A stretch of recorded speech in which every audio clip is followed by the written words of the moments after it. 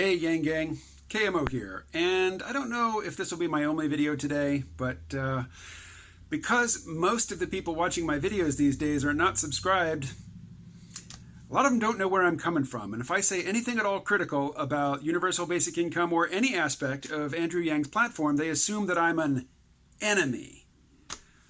Oh, this is not helpful.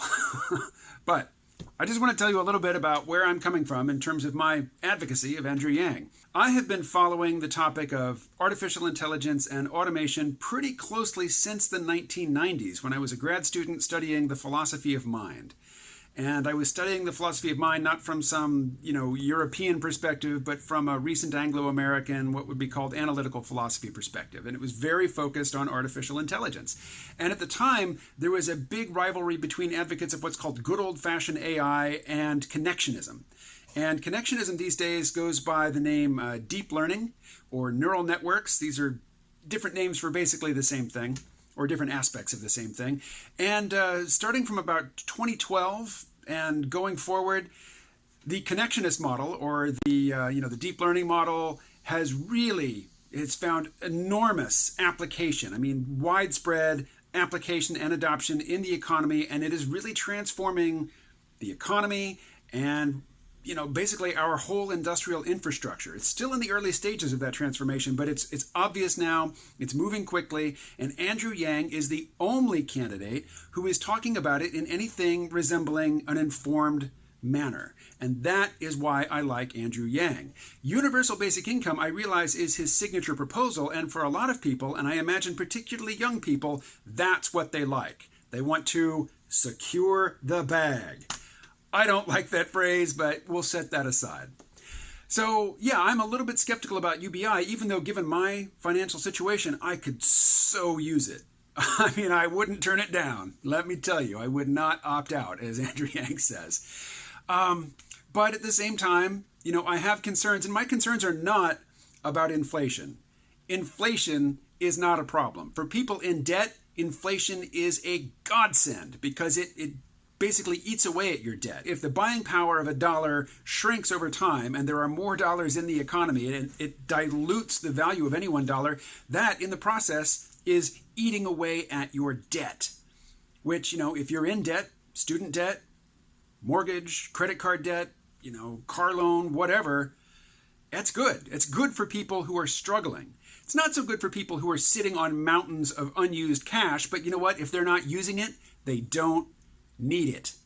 So I don't care if their fortunes get diluted by inflation. Inflation is your friend. Deflation, while it's nice to see lower prices at the store, the lower prices follow a decrease in buying power. The reason things are cheaper is because people can't afford the things that they need at the old prices. And just to keep consumption going, prices have to fall. That's a deflationary spiral, and that is bad news across the board. I think just about all mainstream economists agree that a deflationary spiral is worse than inflation, possibly even worse than hyperinflation. And hyperinflation generally doesn't occur when, just because a government has increased the money supply. Typically hyperinflation, and the paradigm example of that is in Weimar Germany, it occurs when some outside power is manipulating the currency. So I'm not worried about hyperinflation, and I'm economists and the Fed, the Federal Reserve, they manipulate interest rates, one, to try to maintain something close to full employment, and also, to prevent runaway inflation, but more importantly, to maintain a reasonable level of inflation.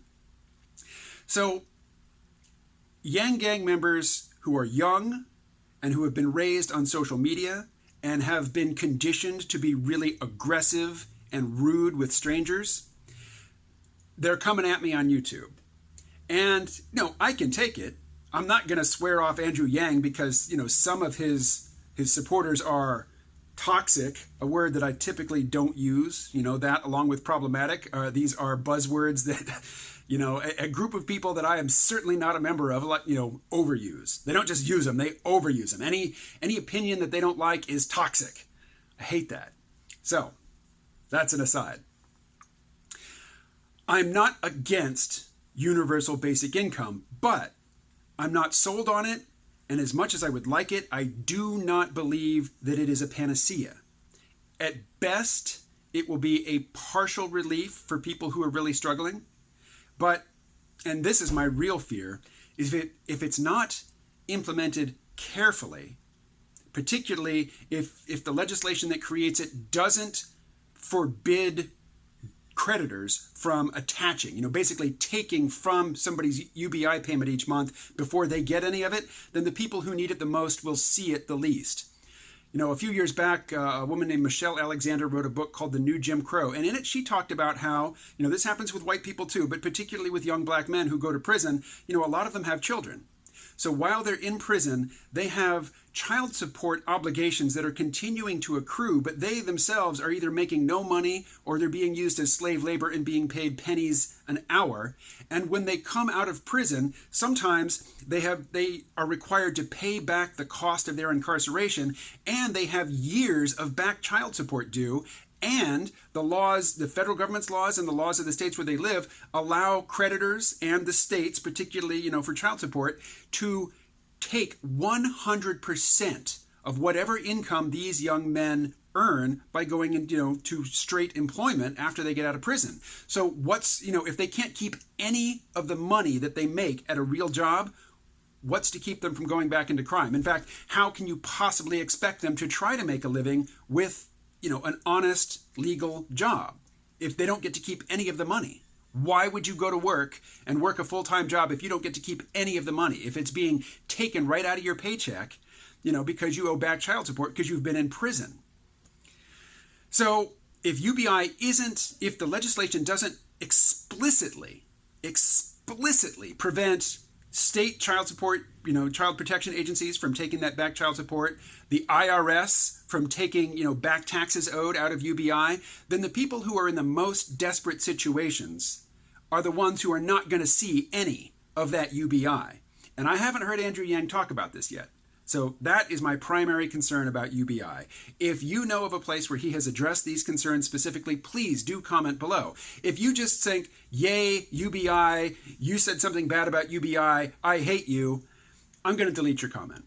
Thus far, I've been very generous about leaving negative comments, even ones that are really rude and sarcastic, but I'm done. Seriously, I'm done. Those comments will be deleted. Don't bother typing them.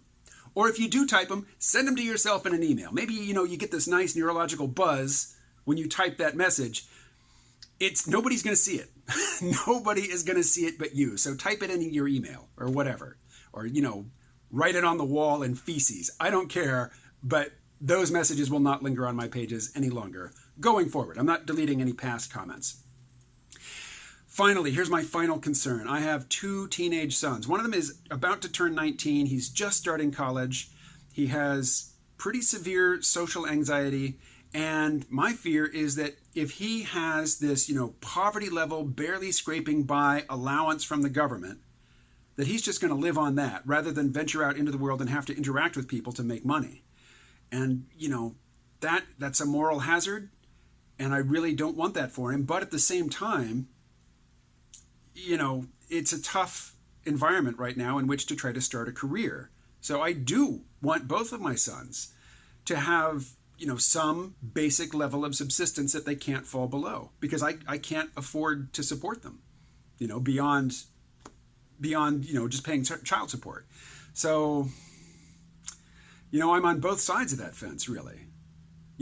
From the perspective of a parent looking at 2 young men who are going to have to find economic relevance, find some way to generate income in an economic environment where jobs suck. They suck.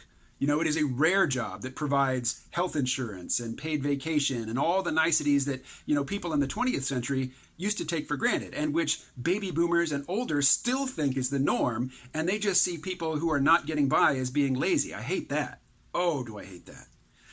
So, that's where I'm coming from when I express some skepticism about universal basic income.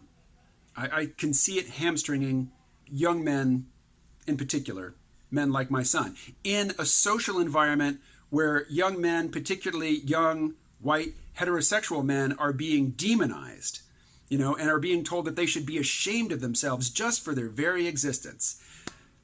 Oh, totally different can of worms. Not going to talk about it here. But to reiterate, to people who would call me the enemy, I support Andrew Yang. He is my candidate. I will vote for him. And most importantly, while I don't have much money, I have sent some of it to his campaign. Have you done the same? I mean, if you're angry with me for not giving Andrew Yang's platform total uncritical support, have you supported Andrew Yang's candidacy in the way that I have? If not, take your snarky comments someplace else. I don't care. I don't care. What you say is not only unimportant, it's meaningless. And in terms of presenting a positive attitude to the general public who don't really yet know much about Andrew Yang, if the first thing they learn about Andrew Yang is that somebody who claims to be his supporter was rude to them online, man, you don't get a second chance at first impressions. That's poison. Metaphorical poison, but it's poison. Okay, there might be another video today, I'm not sure. But at the latest, I will talk to you again tomorrow, where I will be over at the TV station with young libertarian Colin. If you have any topics you'd like for us to address or any questions for Colin, please be polite, but do post them below. And, we'll get to them, although we do have another topic lined up. All right, that is all. Stay well.